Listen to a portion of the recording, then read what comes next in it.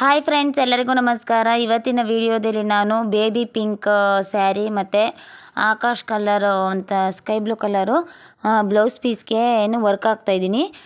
Actually ಹೇಳ್ಬೇಕಂದ್ರೆ blouse ಸ್ವಲ್ಪ ಲೈಟಾಗಿ ಡಾರ್ಕ್ ಆಗಿದೆ, ಸ್ಯಾರಿ ಬಂದು ಲೈಟ್ ಇದೆ. ಲೈಟ್ ಕಲರು ಮತ್ತು ಡಾರ್ಕ್ ಕಲರ್ ಎರಡು ಕಾಂಬಿನೇಷನ್ ಇದೆ. ಬಟ್ ನಾನು ಸ್ಯಾರಿ ಕಲರ್ ಏನಿದೆಯೋ ಅದನ್ನೇ ಯೂಸ್ ಮಾಡಿ ಡಿಸೈನ್ ಮಾಡಿದ್ದೀನಿ. ಜೆರಿ ಥ್ರೆಡ್ ಬಾರ್ಡರಲ್ಲಿ ಜೆರಿ ಥ್ರೆಡ್ ಇದೆ. ಆ ಜೆರಿ ಥ್ರೆಡ್ಡು ಸಿಲ್ವರ್ ಕಲರ್ ಇದೆ. ಸಿಲ್ವರ್ ಕಲರ್ ಜೆರಿ ಥ್ರೆಡ್ನ ಯೂಸ್ ಮಾಡಿ ನಾನು ವರ್ಕ್ ಆಗ್ತಾ ಇರೋದು. ಸಿಲ್ವರ್ ಕಲರ್ ಜೆರಿ ಥ್ರೆಡಲ್ಲಿ ನಮ್ಮ ಫಸ್ಟ್ ಬಾರ್ಡ್ರ್ ಲೈನ್ ಕೊಟ್ಕೊಳ್ಳೋಣ. ಗೋಲ್ಡ್ ಕಲರ್ ಜೆರಿ ಥ್ರೆಡಲ್ಲಿ ನಾನು ಯಾಕೆ ಬಾರ್ಡ್ರ್ ಲೈನ್ ಏನಪ್ಪ ಕೊಡ್ತಾ ಇಲ್ಲ ಅಂತಂದರೆ, ಅದರಲ್ಲಿ ಗೋಲ್ಡ್ ಕಲರ್ ಅನ್ನೋದು ಏನಪ್ಪ ಜೆರಿನೇ ಆಗಲಿ ಇಲ್ಲ ಡಿಸೈನೇ ಆಗಲಿ ವರ್ಕೇ ಆಗಲಿ ಯಾವುದೂ ಇಲ್ಲ. ಜಸ್ಟ್ ಸಿಲ್ವರ್ ಕಲರ್ದು ಮಾತ್ರ ಇದೆ. ಏನೇ ಇದ್ದರೂ ಅದರಲ್ಲಿ ಸಿಲ್ವರ್ ಕಲರ್ ಮಾತ್ರ ಇದೆ. ಅದು ಜೆರಿ ಮತ್ತು ನೆಕ್ಸ್ಟು ಡಿಸೈನ್ಸ್ ಅದೆಲ್ಲ ನಾನು ನೋಡಿದೆ, ಪೂರ್ತಿ ಸ್ಯಾರಿ ಎಲ್ಲ ನೋಡಿದೆ ಮತ್ತು ಬ್ಲೌಸ್ ಎಲ್ಲ ನೋಡಿದೆ. ನನಗನ್ಸಿದ್ದು ಏನಂದರೆ ಬಾಲ್ ಚೈನು ಕೂಡ ಸಿಲ್ವರ್ ಕಲರೇ ಹಾಕಿದ್ರೆ ಚೆನ್ನಾಗಿರುತ್ತೆ, ಮತ್ತು ಬಾರ್ಡ್ರ್ ಲೈನ್ ಕೂಡ ಸಿಲ್ವರ್ ಕಲರಲ್ಲಿ ಹಾಕಿದ್ರೇ ಚೆನ್ನಾಗಿರುತ್ತೆ ಅಂತ ಅನಿಸ್ತು. ಅದಕ್ಕೆ ನಾನು ಅದೇ ಕಲರಲ್ಲಿ ನಾನು ಸಿಲ್ವರ್ ಕಲರ್ ಜೆರಿಲಿ ಮತ್ತು ಸಿಲ್ವರ್ ಕಲರ್ ಬಾಲ್ ಚೈನಲ್ಲಿ ಡಿಸೈನ್ನ ಹಾಕ್ತಾಯಿದ್ದೀನಿ. ನೋಡಿ ಎಷ್ಟು ಚೆನ್ನಾಗಿ, ನೀವು ಕೂಡ ಅಷ್ಟೇ ನಾನು ಯಾವ ರೀತಿಯಾಗಿ ರಿಂಗ್ನ ರೊಟೇಟ್ ಮಾಡ್ತಾಯಿದ್ದೀನಿ ಅಂತ ಗಮನಿಸಿ ನೋಡಿ. ಅದೇ ರೀತಿಯಾಗಿ ನೀವು ಕೂಡ ರಿಂಗ್ನ ರೊಟೇಟ್ ಮಾಡ್ಕೋಬೇಕು. ಈ ರೀತಿಯಾಗಿ ನೀವು ರಿಂಗ್ನ ರೊಟೇಟ್ ಮಾಡದಿದ್ದೇ ಆದಲ್ಲಿ ಎಲ್ಲೂ ಕೂಡ ದಪ್ಪ ಅನ್ನೋದು ಥಿಕ್ನೆಸ್ ಅನ್ನೋದು ಜಾಸ್ತಿ ಬರಲ್ಲ, ಮತ್ತು ಫಿನಿಶಿಂಗ್ ಅನ್ನೋದು ಔಟ್ ಆಗಲ್ಲ. ಕಸ್ಟಮರ್ಗೆ ಬೇಕಾಗಿರೋದು ಏನು ಅಂತಂದರೆ ಫಿನಿಶಿಂಗು. ಯಾವುದೇ ಕಾರಣಕ್ಕೂ ಫಿನಿಶಿಂಗ್ ಅನ್ನೋದು ಬಂದಿಲ್ಲ ಅಂತಂದರೆ ಕಸ್ಟಮರ್ ಒಪ್ಪಲ್ಲ. ಯಾಕಂದರೆ ಇದೆಲ್ಲ ನಮ್ಗೆ ಅನುಭವ ಆಗಿದೆ. ಫಿನಿಶಿಂಗ್ ಅನ್ನೋದು ಚೆನ್ನಾಗಿ ಬಂತು, ಫಿನಿಶಿಂಗ್ ಅನ್ನೋದು ಚೆನ್ನಾಗಿದೆ ಅಂತ ಅವ್ರ ಮನಸ್ಸಿಗೆ ಬಂತು ಅಂತಂದರೆ, ಮನ್ಸಿಗೆ ಬರೋದಕ್ಕಿಂತ ಏನಂದರೆ ತುಂಬ ನಮ್ಗೆ ನೋಡಿದಟ್ಟಿಗೆ ನಮಗೆ ಗೊತ್ತಾಗ್ಬಿಡುತ್ತೆ, ವರ್ಕ್ ಆಗ್ತಾಯಿಟ್ಗೆ ಗೊತ್ತಾಗ್ಬಿಡುತ್ತೆ ಇದು ಬ್ಲೌಸು ಫಿನಿಶಿಂಗ್ ಇದೆಯಾ ಇಲ್ವಾ ಅನ್ನೋದು ನಮಗೆ ಬ್ಲೌಸು ನೋಡಿದಟ್ಟಿಗೆ ಗೊತ್ತಾಗ್ಬಿಡುತ್ತೆ. ಅದಕ್ಕೋಸ್ಕರ ಹೇಳ್ತಾ ಇದ್ದೀನಿ, ನಿಧಾನ ಆದರೂ ಪರವಾಗಿಲ್ಲ. ನಾನು ಇದನ್ನು ಮಾಡೋಕ್ಕೆ 30 ನಿಮಿಷ ತೊಗೊಂಡಿದ್ದೀನಿ.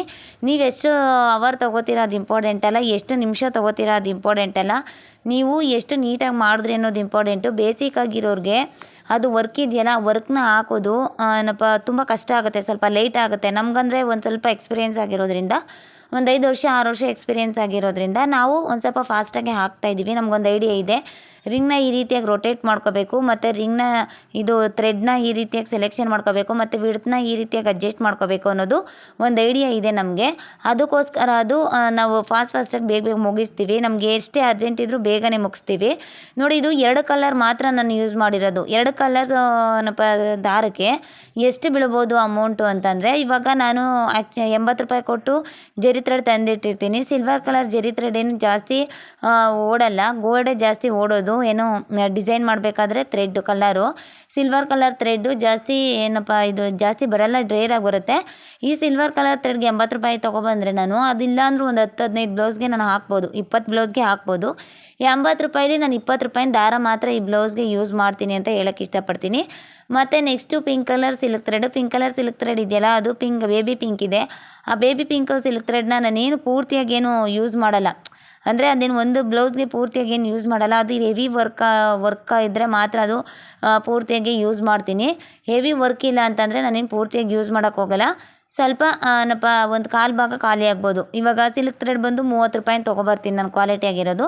ಆ ಸಿಲ್ಕ್ ಥ್ರೆಡ್ 30 ರೂಪಾಯಿಂದರಲ್ಲಿ ನಾನು 10 ರೂಪಾಯಿನ ಸಿಲ್ಕ್ ಥ್ರೆಡ್ ಯೂಸ್ ಮಾಡ್ತೀನಿ ಅಷ್ಟೇ. ಟೋಟಲಿ ಒಂದು 30 ರೂಪೀಸ್ ಥ್ರೆಡ್ಗಾಗುತ್ತೆ. ನೆಕ್ಸ್ಟು ನಾನು ಬಾಲ್ ಚೈನ್ ಮತ್ತು ಸ್ಟೋನ್ ಚೈನು. ಬಾಲ್ ಚೈನ್ ಬಂದು ಮೀಟರು 20 ರೂಪಾಯಿ ಇರುತ್ತೆ, ಸ್ಟೋನ್ ಚೈನ್ ಬಂದು ಮೀಟರು 40 ರೂಪಾಯಿ ಇರುತ್ತೆ.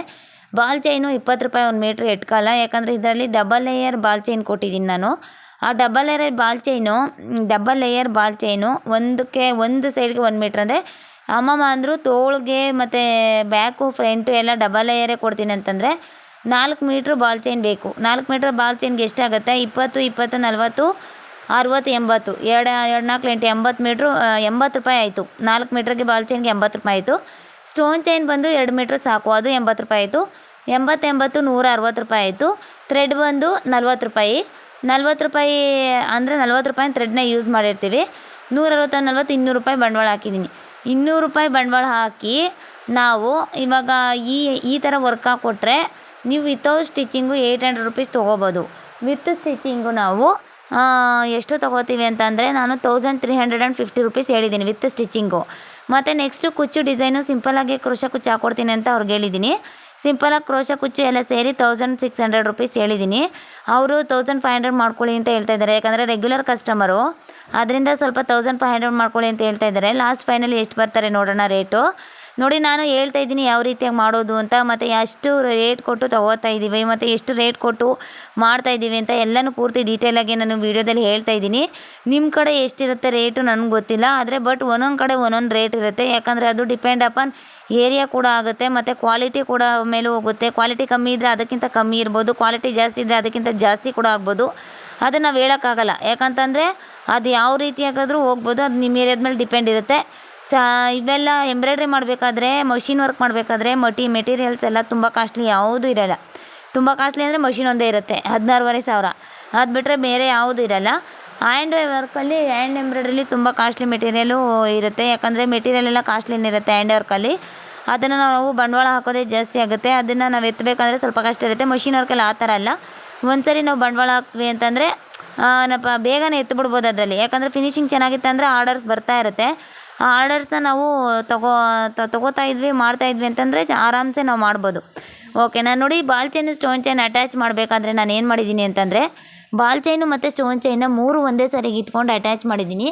ಒಂದನ್ನು ಮಾತ್ರ ಹೇಳೋಕ್ಕೆ ಇಷ್ಟಪಡ್ತೀನಿ, ಏನಂತಂದರೆ ಬಾಲ್ ಚೈನು ಮತ್ತು ಸ್ಟೋನ್ ಚೈನ್ನ ಅಟ್ಯಾಚ್ ಮಾಡಬೇಕಾದ್ರೆ ನಾವು ಅದನ್ನು ಮುಂದೆಗಡೆ ಟೆನ್ಷನ್ ಇರೋದನ್ನ ಸ್ವಲ್ಪ ಟೈಟ್ ಮಾಡ್ಕೊಳ್ಳಿ. ಯಾಕಂದರೆ ಬಾಲ್ ಚೈನು ಸ್ಟೋನ್ ಚೈನ ನಾವು ಅಟ್ಯಾಚ್ ಮಾಡಿದ್ರೆ ಅದನ್ನ ನಾವು ಬೆಳ್ಳಿಯಲ್ಲಿ ಆಡಿಸಿದ್ರು ಕೂಡ ಅದು ಜಗ್ಬಾರ್ದು, ಅಂದರೆ ಅಳ್ಳಾಡಬಾರ್ದು, ಯಾಕಂದರೆ ಅದು ಶೇಕೇ ಆಗಬಾರ್ದು, ಫಿಟ್ಟಾಗಿ ಕೂತಿರಬೇಕು. ನನಗಿದು ಎಕ್ಸ್ಪೀರಿಯೆನ್ಸ್ ಆಗಿದೆ, ನನ್ನ ಎಕ್ಸ್ಪೀರಿಯೆನ್ಸ್ನ ನಿಮ್ಮ ಜೊತೆಗೆ ಶೇರ್ ಮಾಡ್ತಾಯಿದ್ದೀನಿ. ಬಾಲ್ ಚೈನು ಮತ್ತು ಸ್ಟೋನ್ ಚೈನ್ನ ನನಗೆ ಗೊತ್ತಿಲ್ಲ, ಅದು ಟೆನ್ಷನ್ ಟೈಟ್ ಮಾಡ್ಕೋಬೇಕು. ಬಾಲ್ ಚೈನ್ ಸ್ಟೋನ್ ಚೈನ್ ಹಾಕಬೇಕಾದ್ರೆ ಫುಲ್ ಟೈಟ್ ಮಾಡ್ಕೊಂಡ್ರೆ ಅದು ಚೆನ್ನಾಗಿ ಬರುತ್ತೆ, ಇಲ್ಲಾಂದರೆ ಚೆನ್ನಾಗಿ ಬರೋಲ್ಲ ಅಂತ ನಂಗೆ ಗೊತ್ತಿಲ್ಲ. ಆವಾಗ ಯಾಕೆ ಇದು ಇಷ್ಟು ಲೂಸ್ ಬರ್ತಾಯಿದೆ, ಇಷ್ಟು ಲೂಸ್ ಬರಬಾರ್ದಲ್ವ, ಸ್ಟಿಫ್ನೆಸ್ಸಾಗಿ ಕೂರಬೇಕಿದು, ಸ್ಟಿಫ್ನೆಸ್ಸಾಗಿ ಕೂರಬೇಕಲ್ವ ಅಂತ ಅನ್ಕೋತಿರ್ಬೇಕಾದ್ರೆ ಒಂದು ಸ್ವಲ್ಪ ಟೆನ್ಷನ್ನ ಟೈಟ್ ಮಾಡಿಕೊಂಡು, ಅದು ಜರಿ ಥ್ರೆಡ್ ಇದೆಯಲ್ಲ, ಜರಿ ಥ್ರೆಡ್ನ ಅದ್ರ ಮೇಲೆ ಸ್ಟಿಚ್ ಮಾಡೋಣ ನೋಡೋಣ ಅಂದ್ಬಿಟ್ಟು ಟೆನ್ಷನ್ ಟೈಟ್ ಮಾಡಿಬಿಟ್ಟೆ.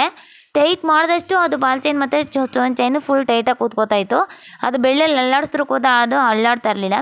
ಆವಾಗ ನಾನೇನು ಮಾಡಿದೆ ಅಂತಂದರೆ, ಇದು ಬಾಲ್ ಚೈನ್ ಸ್ಟೋನ್ ಚೈನ್ ಮೇಲೆ ಬಿಗ್ಗಾಗಿ ಅಂದರೆ ಅದನ್ನ ಜಾಸ್ತಿ ಟೈಟ್ ಮಾಡಿ, ಸ್ವಲ್ಪ ಟೈಟ್ ಮಾಡಿ ಟೆನ್ಷನ್ನ, ಜರಿ ಥ್ರೆಡ್ ಮತ್ತು ಸಿಲ್ಕ್ ಥ್ರೆಡ್ ಏನು ಯೂಸ್ ಮಾಡ್ತೀವೋ ಟೆನ್ಷನ್ ಅದಕ್ಕಿಂತ ಸ್ವಲ್ಪ ಟೈಟ್ ಮಾಡಿ ಅದ್ರ ಮೇಲೆ ಸ್ಟಿಚ್ ಆಗ್ತದೆ. ಬಾಲ್ ಚೈನ್ ಸ್ಟೋನ್ ತುಂಬ ಸ್ಟಿಫಾಗಿ ಕೂರಿತ್ತದು. ನೋಡಿ, ನಿಮಗೆ ಗೊತ್ತಾಯ್ತಾ ಇರ್ಬೋದು ಅದು ಎಷ್ಟು ನೀಟಾಗಿ ಕೂತಿದೆ ಅಂತ. ಆಮೇಲೆ ನೋಡಿ, ನಾನು ಸ್ಟೋನ್ ಚೈನ್ ಬಾಲ್ ಚೈನ್ನ 3 ಒಂದೇ ಸರಿ ಕೂರಿಸಿದ್ರು ಕೂಡ ಯಾವುದೇ ಕಾರಣಕ್ಕೂ ಅದು ಶೇಪ್ ಔಟ್ ಆಗಿಲ್ಲ. ನಾನು ಯಾವ ರೀತಿಯಾಗಿ ಶೇಪ್ನ ಕೊಟ್ಟಿದ್ದೀನೋ ಅದೇ ರೀತಿಯಾಗಿ ಶೇಪಲ್ಲಿ ಕೂತಿದೆ. ಓಕೆನಾ, ನಿಮ್ಮದು ಅಷ್ಟೇ ಇದೇ ರೀತಿಯಾಗಿ ಶೇಪಲ್ಲಿ ಕೂರಬೇಕು. ನೋಡಿ, ಸಿಲ್ವರ್ ಕಲರ್ ಜರಿ ಥ್ರೆಡ್ಡಲ್ಲಿ ನಾನು ಕಟ್ ವರ್ಕ್ ಶೇಪ್ ಅನ್ನೋದನ್ನ ಕೊಡ್ತಾಯಿದ್ದೀನಿ.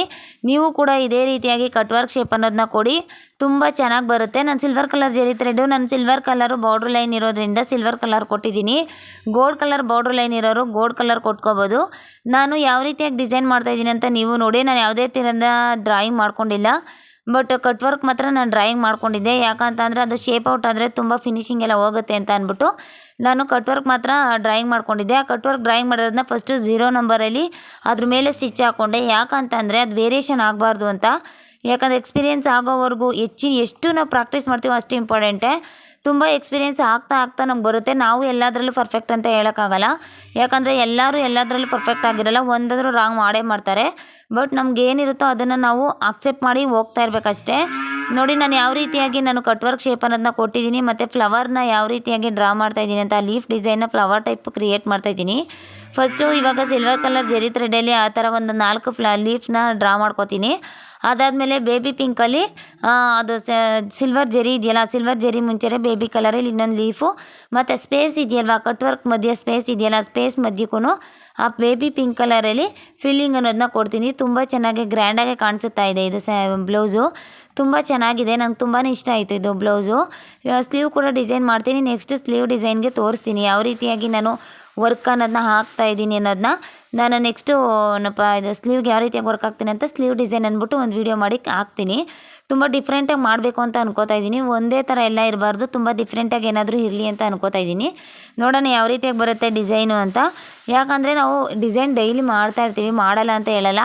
ನಾವು ಮಾಡಿದ್ಮೇಲೆ ಗೊತ್ತಾಗುತ್ತೆ ಅದು ಯಾವ ರೀತಿಯಾಗಿ ಬಂದಿದೆ ಅಂತ. ಫಿನಿಶಿಂಗ್ ಅನ್ನೋದು ಬಂದಾಗ ನಾವು ಹೇಳ್ಬೋದು ನಿಮಗೆ 100% ನಾನು ಸಕ್ಸಸ್ ಆಗಿದ್ದೀನಿ ಅಂತ. ಫಿನಿಶಿಂಗ್ ಬರದೆ ಯಾವ ಕಾರಣಕ್ಕೂ ನಾವು ಹೇಳೋಕ್ಕಾಗಲ್ಲ 100% ಸಕ್ಸಸ್ ಆಗಿದ್ದೀವಿ ಅಂತ. ಮತ್ತು ಸ್ಕೋಪ್ ಕೂಡ ಕೊಡೋಕ್ಕಾಗಲ್ಲ. ಯಾಕಂತಂದರೆ ನಾವು ಮಾಡ್ತಾ ಇರೋ ಡಿಸೈನ್ ಬೇರೆಯವ್ರಿಗೆ ಇಷ್ಟ ಆಗಬೇಕು, ನಮ್ಗೆ ಇಷ್ಟ ಆಗೋದಲ್ಲ. ಯಾಕಂದರೆ ಇದು ಬೇರೆಯವ್ರು ವೇರ್ ಮಾಡೋದು, ನಾವೆಲ್ಲ ವೇರ್ ಮಾಡೋದು. ಆದ್ದರಿಂದ ನಾವು ಜಾಸ್ತಿ ಯಾವುದನ್ನು ಏನಪ್ಪ ಹೇಳ್ಕೊಳಕ್ಕೆ ಹೋಗ್ಬಾರ್ದು. ನಮ್ಮ ಡಿಸೈನ್ ನೋಡಿದ ಇಟ್ಕೇ ನಿಮಗೆ ಇಷ್ಟ ಆಗಿದೆ ಮತ್ತು ತುಂಬ ಚೆನ್ನಾಗಿದೆ ಅನ್ಸಿದ್ರೆ ಕಮೆಂಟ್ಸ್ ಬಾಕ್ಸಲ್ಲಿ ತಿಳಿಸಿ ಚೆನ್ನಾಗಿದೆ ಮ್ಯಾಮ್ ಅಂತ. ನಿಮ್ಗೆ ಏನು ಅನ್ಸಿದ್ಯೋ ಅದನ್ನ ಓಪನ್ ಆಗಿ ಕಮೆಂಟ್ಸ್ ಬಾಕ್ಸಲ್ಲಿ ತಿಳಿಸಿ. ನೆಕ್ಸ್ಟ್ ವೀಡಿಯೋ 100% ನಿಜವಾಗ್ಲೂ ನಾನು ನೆಕ್ಸ್ಟ್ ವೀಡಿಯೋದಲ್ಲಿ ಟೈಮರ್ ಸ್ಕಿಪ್ ಆದರೆ ಏನು ಮಾಡಬೇಕು ಅನ್ನೋದನ್ನ ಗ್ಯಾರಂಟಿಯಾಗಿ ತೋರಿಸ್ಕೊಡ್ತೀನಿ. ಆಮೇಲೆ ಬಾಬಿನ ಕೇಸಲ್ಲಿರೋ ದಾರ ಮೇಲೆ ಬಂದರೆ ವೈಟ್ ದಾರ ಮೇಲೆ ಕಾಣಿಸ್ತಾ ಇದ್ದರೆ ಅದನ್ನು ಯಾವ ರೀತಿಯಾಗಿ ನಾವು ಸೆಟ್ಟಿಂಗ್ ಮಾಡ್ಕೋಬೇಕು ಅನ್ನೋದನ್ನ ಕೂಡ 100% ನೆಕ್ಸ್ಟ್ ವೀಡಿಯೋದಲ್ಲಿ ನಾನು ತೋರಿಸ್ತೀನಿ. ನೆಕ್ಸ್ಟ್ ವೀಡಿಯೋದಲ್ಲಿ ಅದೇ ಬರುತ್ತೆ. ಯಾಕಂದರೆ ಸ್ಲೀವ್ ಡಿಸೈನ್ಗಿಂತ ಮುಂಚಿತವಾಗಿ ಅದು ತೋರಿಸ್ತಾಯಿದ್ದೀನಿ. ನಮ್ಮ ಸ್ಟೂಡೆಂಟ್ಸ್ ತುಂಬ ಜನ ಸಫರ್ ಪಡ್ತಾ ಇದ್ದಾರೆ, ಅದರಿಂದನೇ ತುಂಬ ಜನ ಕಲಿತಾ ಇದ್ದೀರಾ. ಬಟ್ ನನಗೆ ಆರ್ಡರ್ಸ್ ಇದ್ದಾಗ ನಾನು ವೀಡಿಯೋ ಮಾಡೋಕ್ಕಾಗ್ತಾಯಿಲ್ಲ. ಬಟ್ ಓಕೆ, ನಾನು ಏನೇ ಆದರೂ ಇದ್ರೂ ಮಾಡ್ತೀನಿ, ಪರವಾಗಿಲ್ಲ. ಏನಾದರೂ ಸ್ವಲ್ಪ ಅಂದರೆ ಏನಾದರೂ ಡಿಸೈನ್ ಬಂದಾಗ ಹಾಕ್ತೀನಿ. ಬಟ್ ನಂಗೆ ತುಂಬ ಆರ್ಡರ್ಸ್ ಇದ್ದಾಗ ನಾನು ಆರ್ಡರ್ಸ್ ಕಡೆನೇ ಗಮನ ಕೊಡಬೇಕಾಗುತ್ತೆ. ತುಂಬ ವೀಡಿಯೋ ಕಡೆ ಅಷ್ಟು ಗಮನ ಕೊಡೋಕ್ಕಾಗಲ್ಲ.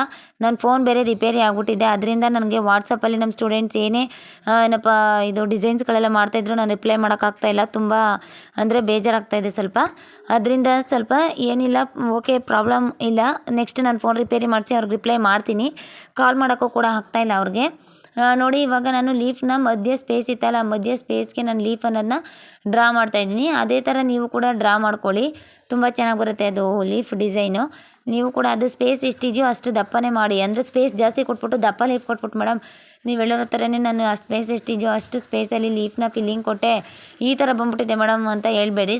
ನಾವು ಯಾವತ್ತಾಗಲಿ ಈ ಥರ ಎಲ್ಲ ಡ್ರಾಯಿಂಗ್ ಮಧ್ಯೆ ಬಂದಾಗ, ನಾವು ಫ್ಲವರ್ ಬಂದಾಗ ಅವಾಗೆ ಒಂಥರ ಕಟ್ ವರ್ಕ್ ಶೇಪ್ನ ಸ್ಪೇಸ್ ಅಗಲ ಕೊಡಬೇಕು. ಲೀಫ್ ಬಂದಾಗ ಸ್ಪೇಸ್ ಒಂಥರ ಕಮ್ಮಿ ಕೊಡಬೇಕು. ಫ್ಲವರ್ ಬಂದಾಗ ಸ್ವಲ್ಪ ಜಾಸ್ತಿ ಕೊಟ್ಕೋಬೇಕು. ಮಧ್ಯೆ ಫ್ಲವರ್ ಬಂದಾಗ, ಲೀಫ್ ಬಂದಾಗ ಸ್ವಲ್ಪ ಕಮ್ಮಿ ಕೊಟ್ಕೋಬೇಕು. ಓಕೆನಾ? ಬೇಬಿ ಪಿಂಕಲ್ಲಿ ನೋಡಿ ಯಾವ ರೀತಿಯಾಗಿ ಫ್ಲವರ್ ಅನ್ನೋದನ್ನ ಕೊಡ್ತಾಯಿದ್ದೀನಿ ಅಂತ, ಅಲ್ಲೂ ಕೂಡ ಬೇಬಿ ಪಿಂಕೆಲ್ಲ ಕೊಡ್ತಾಯಿದ್ದೀನಿ. ಸ್ವಲ್ಪ ಶೈನಿಂಗ್ ಜಾಸ್ತಿ ಇರೋದ್ರಿಂದ ಬೇಬಿ ಪಿಂಕ್ ಯಾವುದು ಅಂತ ಗೊತ್ತಾಗ್ತಾಯಿಲ್ಲ ಅಷ್ಟು. ಡಾರ್ಕ್ ಕಲರ್ ಬೇರೆ ಏನಾದರೂ ಇದ್ದಿದ್ರೆ ಗೊತ್ತಾಗ್ತಾಯಿತ್ತು ನಿಮಗೆ. ಒಂದು ಸ್ವಲ್ಪ ಗಮನಿಸಿ ನೋಡೋರಿಗೆ ಗೊತ್ತಾಗ್ಬೋದು ಅದು ಬೇಬಿ ಪಿಂಕ್ ಕಲರ್ ಅಂತ. ಅದು ದಾರ ಬಾಬಿನ ಕೇಸಿನಲ್ಲಿ ಖಾಲಿ ಆಗಿಬಿಟ್ಟಿತ್ತು, ಮತ್ತು ಇದು ಬೇರೆ ದಾರ ಹಾಕಿದೆ. ನೋಡಿ, ಬೇಬಿ ಪಿಂಕು ಸ್ಯಾರಿ ಇದೆ. ಇದು ಬ್ಯಾಕ್ ಡಿಸೈನ್, ಇದು ಸ್ವೀಟರ್ ಶೇಪ್ ಅಂತ ಕರಿತೀವಿ. ಇದು ಆ್ಯಕ್ಚುಲಿ ಹೇಳ್ಬೇಕಂದ್ರೆ ಮದುವೆ ಹಣ್ಗಳಿಗೆಲ್ಲ ತುಂಬ ಚೆನ್ನಾಗಿ ಕಾಣಿಸುತ್ತೆ. ಈ ಡಿಸೈನ್ ಮದುವೆ ಹಣ್ಣಿಗೆಲ್ಲ ಯೂಸ್ ಮಾಡ್ಬೋದು. ನಾರ್ಮಲಾಗಿ ಫಂಕ್ಷನ್ಸ್ಗೆಲ್ಲ ಹಾಕೋಬೋದು, ತುಂಬ ಚೆನ್ನಾಗಿದೆ. ಇಷ್ಟು ಡಿಸೈನ್ನ ನೀವು ಪ್ರಾಕ್ಟೀಸ್ ಮಾಡಿಬಿಟ್ರಿ ಅಂದರೆ ನಿಜ ಹೇಳ್ತೀನಿ ಎಷ್ಟೊಂದು ಬಿಸ್ನೆಸ್ನ ನೀವು ಇಂಪ್ರೂವ್ ಮಾಡ್ಕೋಬೋದು. ಯಾಕಂತಂದರೆ ಎಷ್ಟು ಚೆನ್ನಾಗಿ ಕಾಣಿಸ್ತಾ ಇತ್ತು ಈ ಡಿಸೈನು ಅಂದರೆ, ಫೋಟೋದಲ್ಲಿ ನಿಮಗೆ ವಿಡಿಯೋದಲ್ಲಿ ಈ ಥರ ಕಾಣಿಸ್ತಾ ಇರ್ಬೋದು, ಬಟ್ ನಮ್ಗೆ ಡೈರೆಕ್ಟಾಗಿ ಇನ್ನೂ ಚೆನ್ನಾಗಿ ಕಾಣಿಸ್ತಾ ಇತ್ತು. ನಿಮಗೂ ನಮ್ಮ ಡಿಸೈನ್ ಇಷ್ಟ ಆಯಿತು ಅಂದರೆ ಲೈಕ್ ಮಾಡಿ, ಶೇರ್ ಮಾಡಿ, ಸಬ್ಸ್ಕ್ರೈಬ್ ಮಾಡೋದನ್ನ ಮರಿಬೇಡಿ. ದಯವಿಟ್ಟು ಕಮೆಂಟ್ಸ್ ಮಾಡಿ. ಹೈಪ್ ಅಂತ ಇರುತ್ತೆ ಆಪ್ಷನ್ನು, ಏನಪ್ಪ ಇದರಲ್ಲಿ ಕಮೆಂಟ್ಸ್ ಇವಾಗ ಡೌನ್ಲೋಡು ಮತ್ತು ಇದು ಏನು ಶೇರು ಅಲ್ಲೆಲ್ಲ ಹೈಪ್ ಅಂತ ಇರುತ್ತೆ. ದಯವಿಟ್ಟು ಹೈಪ್ ಆಪ್ಷನ್ನ ಕ್ಲಿಕ್ ಮಾಡಿ, ಯಾಕಂದರೆ ಬೇರೆಯವರು ನೋಡಲಿ ನಮ್ಮ ವೀಡಿಯೋಸ್ನ ಅಂತ. ಈ ರೀತಿಯಾಗಿ ನೀವು ಏನಪ್ಪ ಇದು ಡಿಸೈನ್ನ ಮಾಡಿ ನೀವು ಹೆಚ್ಚಿನ ಬಂಡವಾಳನ ಆದಾಯನ ಪಡಿಬೋದು. ಕರೆಂಟ್ ಹೋಯಿತು, ನೆಕ್ಸ್ಟ್ ಕರೆಂಟ್ ಬಂತು, ಆಮೇಲೆ ಮತ್ತೆ ಡ್ರಾ ಮಾಡೋಕ್ಕೆ ಶುರು ಮಾಡಿದೆ. ನೀವು ಈ ರೀತಿಯಾಗೆಲ್ಲ ಡಿಸೈನ್ ಮಾಡಿದ್ರಿ ಅಂತಂದರೆ ಕಸ್ಟಮರ್ ಆಟೋಮೆಟಿಕ್ಕಾಗಿ ಅಟ್ರಾಕ್ಷನ್ ಆಗ್ತಾರೆ. ನೆಕ್ಸ್ಟ್ ವೆಲ್ವೆಟ್ ಬ್ಲೌಸ್ ಮೇಲೆ ವರ್ಕ್ ಹಾಕಬೇಕು. ವೆಲ್ವೆಟ್ ಬ್ಲೌಸ್ ಮೇಲೆ ವರ್ಕ್ ಹಾಕ್ಬಿಟ್ಟು ತೋರಿಸ್ತೀನಿ ಯಾವ ರೀತಿಯಾಗಿ ಅಂತ. ಹ್ಯಾಂಡ್ ವರ್ಕ್ ಬ್ಲೌಸ್ ಅಂತೂ ತುಂಬಾ ಬಂದಿದೆ. 2 ಲೈನ್ಸ್ ಹ್ಯಾಂಡ್ ವರ್ಕ್ ಡಿಸೈನ್ನ ಮಾಡಿ ನಾನು ನಿಮಗೆ 100% ಗ್ಯಾರಂಟಿ ತೋರಿಸ್ತೀನಿ. ಯಾಕಂತಂದರೆ ನಿಮಗೆ ಗೊತ್ತಾಗಬೇಕು ಹ್ಯಾಂಡ್ ವರ್ಕ್ ಡಿಸೈನ್ ನಾನು ಯಾವ ರೀತಿಯಾಗಿ ಮಾಡ್ತಾಯಿದ್ದೀನಿ ಅಂತ. ಪ್ರತಿಯೊಂದನ್ನು ಕಲಿಬೇಕು, ಪ್ರತಿಯೊಂದನ್ನು ಕಲ್ತ್ರೇ ನಾವು ಒಂದು ಬೋಟಿಕ್ ಅಂತ ನಡ್ಸೋಕ್ಕಾಗೋದು. ನಾವು ಇವಾಗ ಅಚೀವ್ ಮಾಡಬೇಕು ಲೈಫಲ್ಲಿ ಏನಾದರೂ ಅಂತಂದರೆ ಪ್ರತಿಯೊಂದೂ ಏನಪ್ಪ ಕಲೀಲೇಬೇಕು. ಹ್ಯಾಂಡ್ ವರ್ಕ್ ಆಗಲಿ, ಕುಚ್ಚಾಗಲಿ, ನೆಕ್ಸ್ಟ್ ಫ್ಯಾಬ್ರಿಕ್ ಪೇಂಟಿಂಗ್ ಮಾಡಬೇಕು ಅಂತ ಕಾನ್ಫಿಡೆನ್ಸಲ್ಲಿ ಇದ್ದೀನಿ, ಮಾಡ್ತೀನಿ. ಯಾರಿಗೆ ನಮ್ಮ ವೀಡಿಯೋ ಇಷ್ಟ ಆಯಿತೋ ಅವ್ರಿಗೆಲ್ಲ ಲೈಕ್ ಮಾಡಿ, ಶೇರ್ ಮಾಡಿ, ಸಬ್ಸ್ಕ್ರೈಬ್ ಮಾಡೋದನ್ನ ಮರಿಬೇಡಿ. ನೋಡಿ ಯಾವ ರೀತಿಯಾಗಿ ಡಿಸೈನ್ ಅನ್ನೋದು ಬಂತು ಅಂತ. ನೋಡಿ ಈ ರೀತಿಯಾಗಿ ಡಿಸೈನ್ ಬಂತು, ಸೂಪರ್ ಆಗಿದೆ ಅಂತ ನನಗೆ ಅನಿಸ್ತಾ ಇದೆ. ನಿಮ್ಗೆ ಹೇಗೆ ಅನಿಸ್ತು ಅಂತ ಕಮೆಂಟ್ಸ್ ಬಾಕ್ಸಲ್ಲಿ ತಿಳಿಸಿ. Thank you so much all of you. Bye. Practice ಮಾಡಿ.